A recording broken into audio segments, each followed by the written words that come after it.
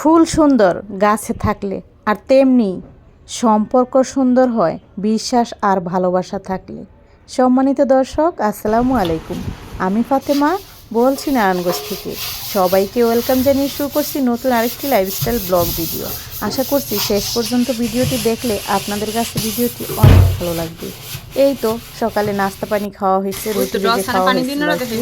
এখন থালাবাটি ধুয়ে তারপর বেসিনটাকে মেজে এরপর হচ্ছে রান্নাবান্নার আয়োজন করব। রান্নার সময় হয়ে যাচ্ছে।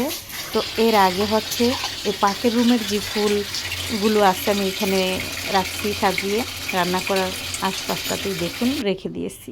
এখন সেগুলোকে আমি হচ্ছে ধুয়ে নিব, কারণ কিছুদিন পর পরই কাজটা হয়ে যায়। এখন ছিংটাকে বন্ধ করে তারপর সেটার ভিতরে পানি নিয়ে হুইল গুঁড়ো দেওয়া যায়, মানে সাবানের গুঁড়ো দেওয়া যায়। অথচ আমি থালাবাটি মাজার যে ডিশ ওয়াশ সেটা এখানে দিয়ে দিয়েছি, দিয়ে ভালো করে ফুলগুলোকে ধুয়ে নিচ্ছি। আসলে ডিশ ওয়াশ দা ধুইলে বেশি ফুলের কাজটাটা কাটে, আমি ওটা খেয়াল করে দেখছি। তারপর হচ্ছে ডলে ডলে ধুতে হবে, কারণ আলতোভাবে ঢলে নিতে হবে। বেশি ডললে ছুটে যাবে, ফুলগুলো নষ্ট হয়ে যাবে। আবার পাতার যে সুতা মুতা আছে না, এগুলো তো কাপড়ের ফুল, তো বের হয়ে যাবে। প্লাস্টিক হলেও কিন্তু এটা এক ধরনের প্লাস্টিক হলো এটা এক ধরনের কাপড়। যাই হোক, এখন ধোয়ার পর আমি এই জায়গাটা আগে মুছে নিব। রান্না করার আগে আমি সবসময়ই মুছে নিই, সেটা অফ ক্যামেরায়। তো এখন এই চুলা টুলা মুছে তারপর রান্না করব। সকালে নাস্তা খাওয়ার শেষে চুলা মোছা হয় না। সবসময়ই রান্না দুপুরে যে ভাতটা রান্না করি ওর আগ দিয়ে আবার মোছা হয়, আর রান্না শেষে শেপালি মুছে দিয়ে যায় প্রত্যেক দিন দুপুরে রান্না শেষে। তো বিকালে দেখা যায় আমরা কিছু করি, সকালে নাস্তা টাস্তা বানাই। তো রান্না করার সময় এলোমেলো থাকলে সেগুলোর মাঝখানে আবার রাঁধতে ভালো লাগে না। তাই আমি রান্না করার আগে, নাস্তা খাওয়ার শেষে রান্না করার আগে মুছে নিই চুলা টুলা। তারপর সুন্দর ফ্রেশ মনে রান্নাটা করতে অনেক ভালো লাগে। তো এই তো এখন জায়গায় আবার রেখে দিচ্ছি। এই তো দুই জায়গা থাকে। এইখানেরটাই যে চুলার কাছে ছিল, শেফালি মাঝে মাঝে উল্টাপাল্টা লাগায়, তো হচ্ছে করে ফেলছে, পড়ে গেছে মানে আগুনের তাপে, তো সেগুলো ফেলে দিয়েছি। এখন এটাই সাইডে রাখবো। এক এক জায়গায় রাখলে বেশি ভালো লাগে। তবে আমার এইখানটাতে সবুজ কালার দেখা বেশি একটা ভালো লাগে না, চুলার আশপাশটাতে গ্রিন কালারটা যে, এই জন্য। আরও ফুল আছে, অনেক ফুল আছে, সেগুলোও ধুতে হবে। তো একদিন সব করা যাবে না। এই তো গরুর মাংস ভিজিয়ে রেখেছিলাম, সেটা রান্না করব। একদম গ্যাস চলে গেছে দেখুন, মানে কিছু রান্না করতে পারিনি। এখন ভাজিটা হয়েছে, তো ওইটাতে একটু রেখে দিলাম, যে এটাতে বাকি পানিটা যদি থাকে একটু মিনমিনে একটা আনুক। কারণ এই যে বারান্দাতে ভাত বসাইছি, লাইনের গ্যাস না থাকার কারণে এই যে রাইস কুকারে ভাত বসাইছি। এখন ভাবলাম যে রাইস কুকারে মাংসটাও বসায় দিই, কারণ আমি মাঝে মাঝে এই কাজটা করি। এটা আপনাদের সাথে আসলে শেয়ার করা হয় না। রাইস কুকারেও কিন্তু ভাত রান্না করা যায়, মানে ভাতই রান্না করা হয় না, মাংস রান্না করতে কিন্তু অনেক ভালো লাগে। আর মাংসটা সিদ্ধ হয় ভালো, তাড়াতাড়ি হয়।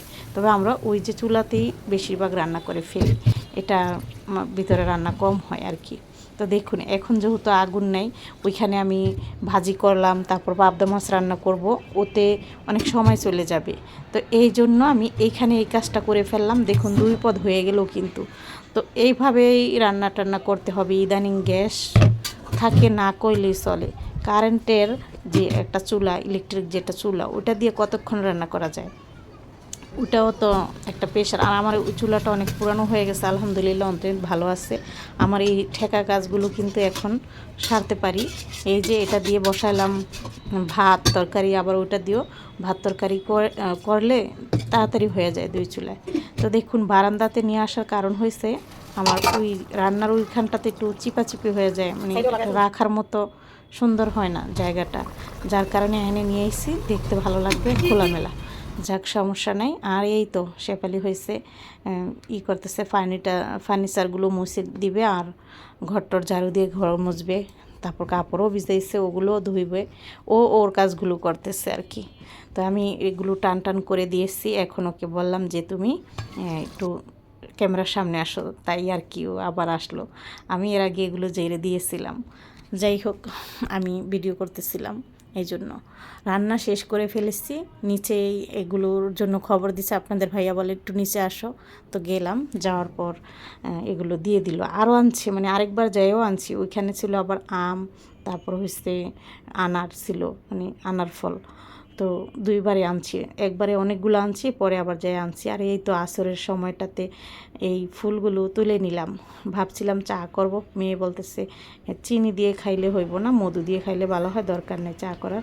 তারপর আমার ভালো লাগলো যে গাছে প্রত্যেক দিনই থাকে, অথচ নষ্ট হয়ে যায়।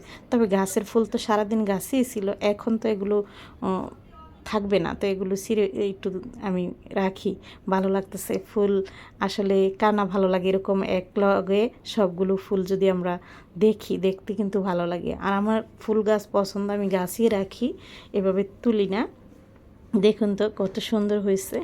সকালে অনেকগুলো টাইম ফুল ফুটছে, ওগুলো যদি এখানে রাখতে পারতাম তাহলে আরও ভালো লাগতো। ভিডিওটি কেমন লাগলো অবশ্যই জানাবেন। আল্লাহ হাফেজ।